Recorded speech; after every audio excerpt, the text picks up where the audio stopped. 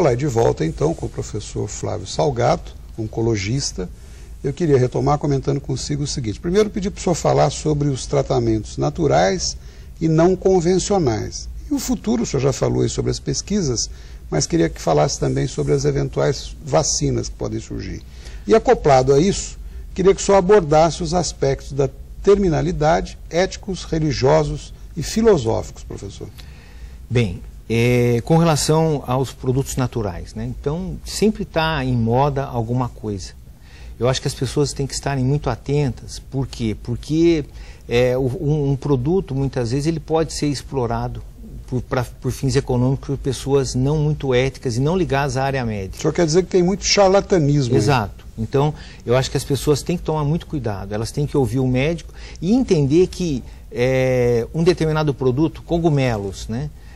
Se nos Estados Unidos, se na Europa não está curando, como é que vai curar no Brasil? Né? Então a gente tem que estar atento a essas pesquisas. Agora, quem vai ler os trabalhos sobre os novos produtos são os médicos. Então as pessoas, elas tendo algum tipo de dúvida, ela tem que perguntar ao médico. Se orientar sobre isso. Exatamente. E de uma certa forma, nunca abandonar um tratamento para fazer alguma outra coisa. Então, eu vou usar tal produto e vou deixar de fazer o tratamento quimioterápico. Ela não deve fazer isso.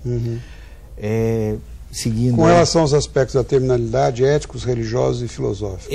Eu acho que o nosso país é um país muito jovem, né, e várias questões são muito difíceis de serem abordadas.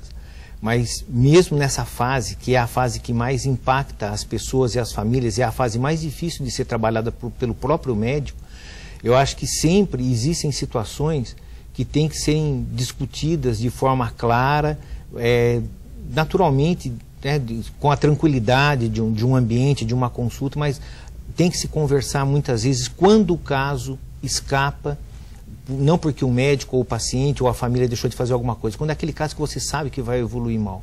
Eu acho que as coisas têm que serem conversadas, porque o paciente, ele nunca vai deixar de ser um paciente, ele nunca vai deixar de ter o tratamento. É que cabe ao médico, junto com a família e ao próprio paciente, algumas vezes, decidir o momento de parar. E não deixar de tratá-lo, mas cuidar daquela pessoa, mas sem saber que muitas vezes, infelizmente, a vitória não vai ser nossa.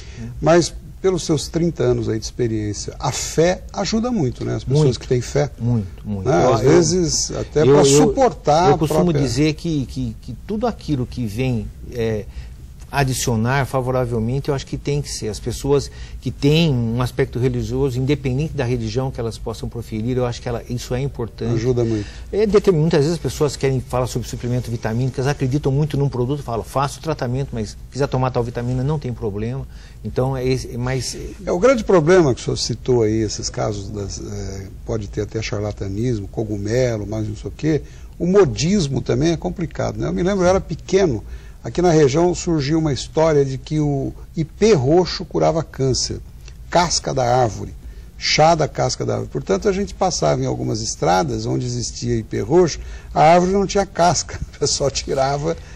Essas lendas também atrapalham muito. Na época da vacina do Japão, que usava a babosa, acabaram com a babosa.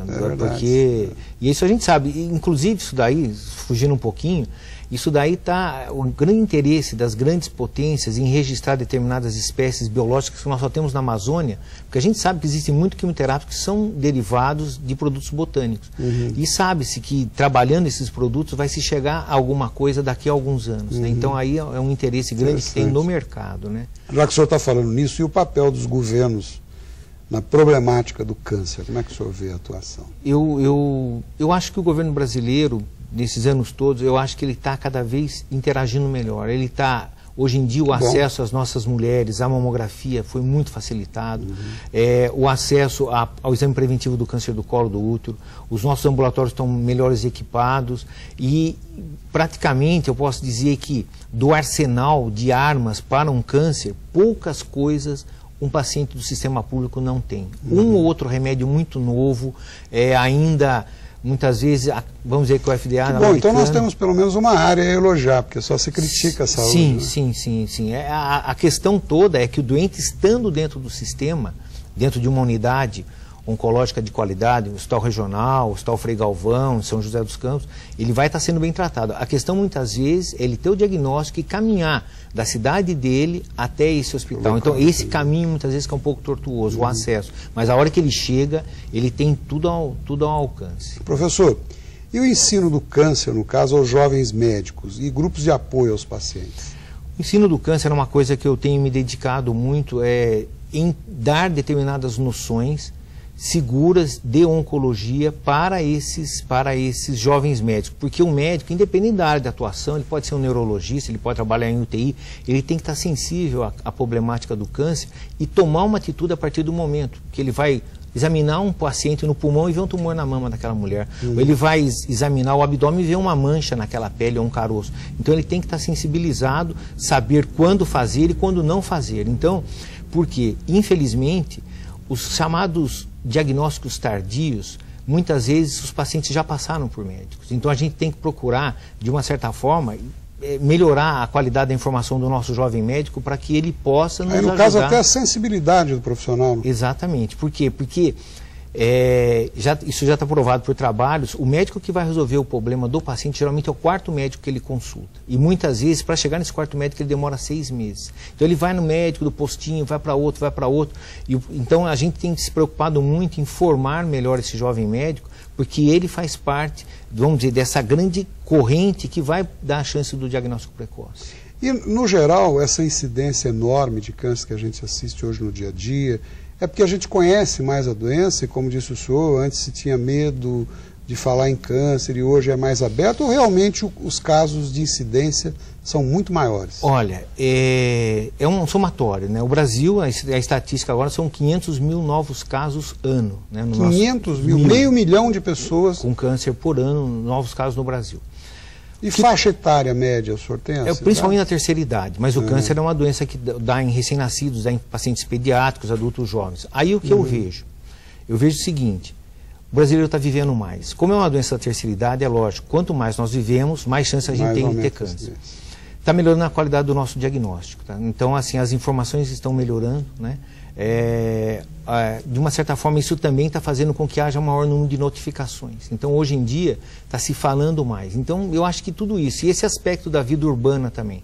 E a gente tem que levar em consideração o crescimento vegetativo da população brasileira. Nós éramos 90 milhões na Copa de 70, agora somos 200 milhões. Então, vivendo mais, aumentando a população, vai aumentar o número de casos. Muito bom. Professor, como eu disse, o tempo é muito pouco para o senhor participar do programa. O tema é muito interessante. Eu quero agradecer muito a sua presença e deixar esse espaço aberto para as próximas participações. Bem, muito obrigado e queria aproveitar esse momento para falar com que as pessoas elas realmente procurem o auxílio médico, né, para que elas se dirijam aos postos de saúde e que muitas vezes que as pessoas elas mesmo tenham determinadas atitudes com relação ao tumor, porque muitas vezes a gente sente que ele vai, procura, e muitas vezes o profissional que ele vai, ele não está muito sensibilizado. Então, algumas vezes as pessoas têm até que mudar de médico, sabe? Porque ela mesma acaba ajudando mais no diagnóstico. Muito bom. Tá bom. Mais uma vez, muito obrigado. Eu quero agradecer a todos a audiência e convidá-los para o próximo Diálogo Franco de domingo que vem, no mesmo horário. Até lá.